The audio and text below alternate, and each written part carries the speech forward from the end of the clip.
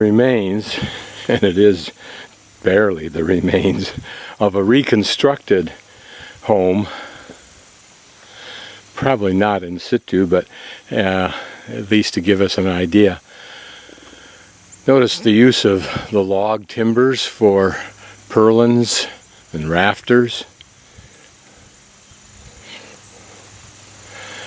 They would have put poles in the ground as we've seen before, and then probably through some process of interwoven sticks created a matrix from which they could then apply this mud. The difference between this house design of wood poles, if you will, as a structure for the roof, not to mention the almost contemporary design of the roof and the house at large, and the Cadouin one we saw yesterday, those conical ones, is probably a direct result of the environment.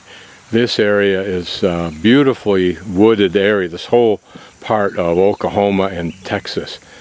So these were the resources that were most available to them. Interesting that once the clay was installed, they would build fires next to the wall to bake the clay into a hard form. Clever. Standing beside Craig Mound, which is a reconstruction. Reconstruction because it was ripped apart by pot hunters. It actually had a formal name, something blah blah blah mining company, who bought it, and for the sole purpose of tearing it apart for artifacts. Standing at the far end of this mound, just pan it, over an 800-year period, the Spiroan people buried their leaders in this mound until by the end of the Spiro Mound use in AD 1450, there were nearly 1,000 burials. Walk around us, we can see that even though it's reconstructed, it's still, and covered with vegetation, it's still quite a large mound, not the largest we've seen. But you can well imagine this as its plaza area. I'm guessing that's what this would be. How much of this land is flat because of the Spiroan people efforts versus farming, I don't know. See, this is a natural caterpillar infestation. I've seen things like this. Whether you can call something natural an infestation or not, I don't know. This area was the burrow pit. We can notice, at least I can from here, that there certainly is a pit area here, although it's well filled in with trees now. But down there it's quite green. How deep it is I can't see from here. Funds for these kind of sites, particularly in Oklahoma, are very minimal. Dennis, who's the manager here, is the only person here. It suggested that not only was this a plaza, but also in the early days it would have included homes as well as small plots. In other words, the entire area was not a plaza as it would look to us now if we removed these hay bales. Continue the trail to the upper terrace area, and more mounds up here as well as a large central plaza that we'll see. In front of us, although it's very faint, if even detectable, I'm not sure I can, is House Mound 5, discovered in 1979, along with House Mound 6 and Dollop Mound. These last two mounds remain unexcavated. Mound 5 was partially excavated by the Oklahoma Archaeological Survey in 1979 and 1980. Now I can't tell which is which.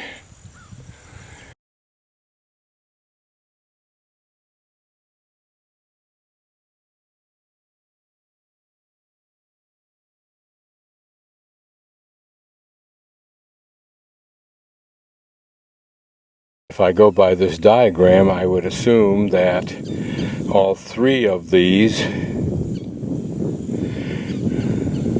this was the mound right over here, and it was excavated with the idea of seeing if there was any protective palisade around it. They were curious about that because more evidence of the palisade is twofold. One, if there were enemies, to be able to provide a fortress-like environment to defend from, and number two, to keep the riffraff, people like me, out of the elite quarters unless we were invited. Archaeologists have been puzzled because while this site contains a great amount, relatively speaking, of ceremonial items and evidence, there is no evidence of palisades. Mound 5 was excavated not because they knew Mound 5 was here, but because they were looking for a palisade, and discovered Mound 5 in the process. Brown Mound, mainly because it's named for the Brown family that owned the property during the 1930s. This is also the main temple mound. Both a church, a capitol building, and a courthouse. Although how they know that, I don't know.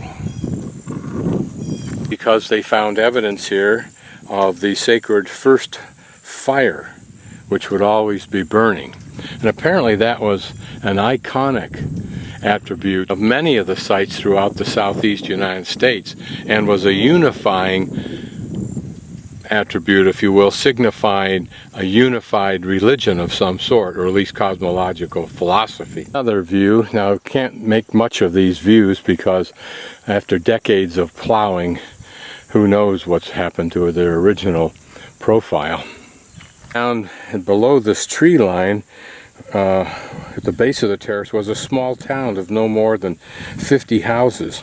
Unlike the farming towns that surrounded the ceremonial center of Spiro Mounds, this was a community of leaders, but it also was a home for children, dogs, and servants. Fleet City existed from AD 900 to 1250.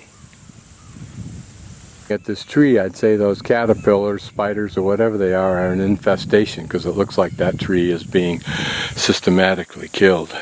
Walking around this same mound in a counterclockwise manner. Whether this is all the same mound, I can't be sure, although since it's the largest mound, and also probably one that was excavated, it could be one mound. Or on the far side of Brown Mound, again, it's a pretty ravaged mound, so I doubt it's even been reconstructed. The plaza, and this section of Spiro Mound ceremonial complex consists of 7 mounds, house mounds, and temple mounds of Copple and Brown.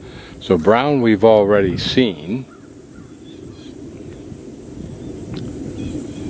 And there's where the house mound 5 was over there. Here there are apparently 3 house mounds in front of us somewhere, mound 6, 2, or 3.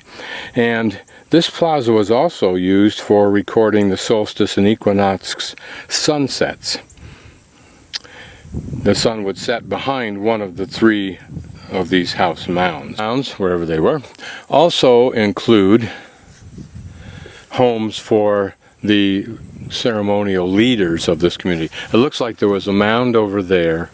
There might have been something in those trees, and it looks like there's a remnant of something here, but you can't really be sure.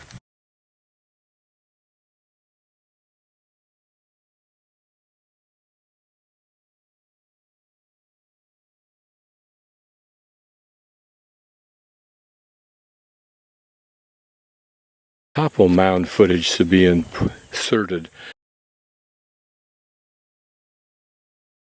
somewhere before us, and I'm not quite sure where it is, whether it's underneath that hay bale or to the left behind that hay bale, is Copple Mound. This is apparently a profile of it. This is historic disturbed area.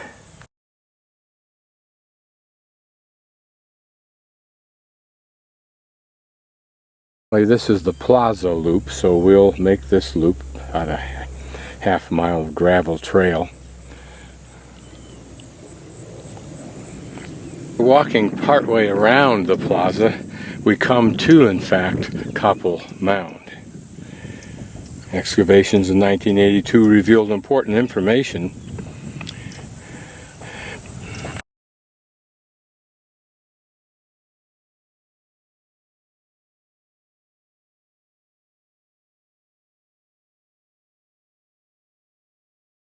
By looking closely at excavated charred bone and seeds, archaeologists have a good idea of what the people were eating around AD 1000. Primary meat source were numerous types of small mammals like rabbits, squirrels, along with deer and elk.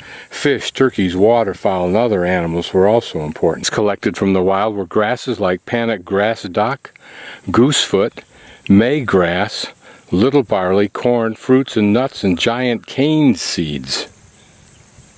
Much better diet, balanced diet, than other folks in the Mississippian centers in Alabama and Georgia. One of the few mounds and few areas used from AD 1250 to 1450. Does that mean everything else that we've seen was abandoned? Comparing the iron oxide particle alignments in the soils, they've discovered that the houses 17 and 18 at the bottom of Copple Mound gave a date of the last use at between AD 1170 and 1180. The remainder of the mound was created in 7 complex layers and used until AD 1450, the end of the mound center use. Somewhere here is mound 15, and it may be that little mound right there between those two hay bales. But anyway, around the 21st of June, the summer solstice sets over that mound. House Mound 2, which lines up with the autumn and the vernal equinoxes, and House Mound 6, which lines up with the winter solstice, complete the setup that line up with these special sunsets.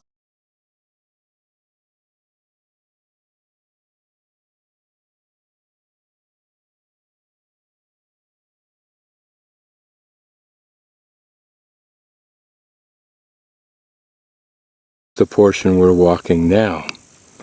There's Brown Mounds in the lower middle right, actually.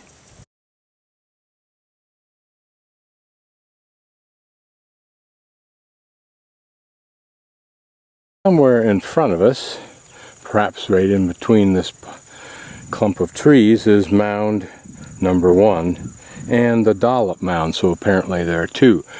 Can't see them right now. I suspect one is right there. Pan from here around to give us an idea of how large this plaza area was, surrounded by mounds. Now just about dead center right now is Brown Mound, so that gives you a little idea of distance.